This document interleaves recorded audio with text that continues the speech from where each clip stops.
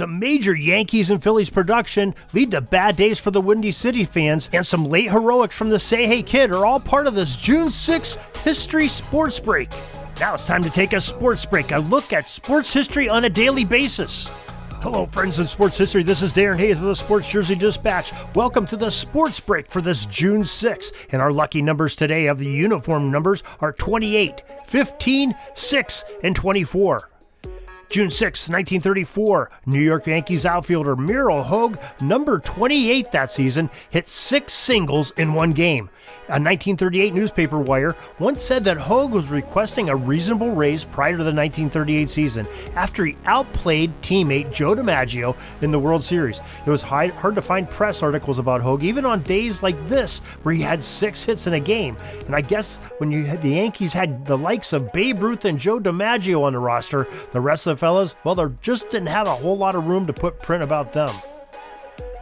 June 6, 1965, we have a couple different headlines from this day, and they're almost identical where players went 4 for 5 on separate teams. First of all, New York Yankees' Tom Tresh, number 15, hammered away 3 consecutive home runs to help blank the Chicago White Sox 12-0. And you think 3 consecutive home runs is a miracle? Well, it also happened that same day, June 6, 1965, when Philadelphia Phillies' Johnny Cowson, number 6, launched 3 consecutive base cleaners themselves as the Phils downed the Chicago Cubs in their game. Now we bounce out to the West Coast a few years later on June 6, 1971. Willie Mays, number 24 that season for the Giants, saved the day once more as the legend hit his record 22nd extra inning home run of his career. It would be his final over-the-wall hit in the extra sessions of his glorious career. And interesting enough, he would play 2 more seasons. One more with the Giants in 1972, and in mid-season, he would go to the New York Mets for the rest of 72 and for the 1973 season.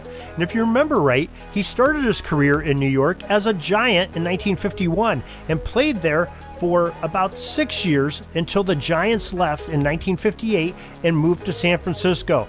So things go full circle. Start in New York, end in New York, and have San Francisco in the middle. That was the ride of baseball for Willie Mays. We thank you for joining us here on the Sports Break for June 6th. Join us each and every day as we sweep through the headlines of sports history on team sports and the guys that wore the jersey numbers that made them things happen. So we take a look at these each and every day. Until tomorrow, everybody, have a great sports history day. We're dribbling around and see the shot clock's almost out, so we got to put up our shot and come back tomorrow for some more great sports history. We invite you to check out our websites, jerseydispatch.com and pigskindispatch.com. Not only see the daily sports history, but to experience the preservation of great events and people that play the games. Find us on Pigskin Dispatch. It's also on social media outlets of Facebook, Twitter, Instagram, and don't forget the Pigskin Dispatch YouTube channel to get all your daily sports history. Pigskin Dispatch is happy to be associated with the Sports History Network, the sports headquarters of yesteryear, found at sportshistorynetwork.com. This podcast is part of the Sports History Network, your headquarters for the yesteryear of your favorite sport. You can learn more at sportshistorynetwork.com.